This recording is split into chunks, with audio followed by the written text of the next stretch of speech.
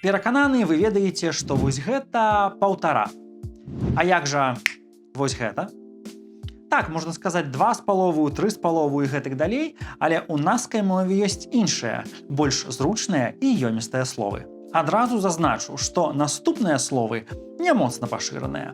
Аднак, магчыма, пасля гэтага відэа я, вы, мы панясём іх у народ і больш ніколі не будзем гаварыць 5,5, а будзем гаварыць паўшаста.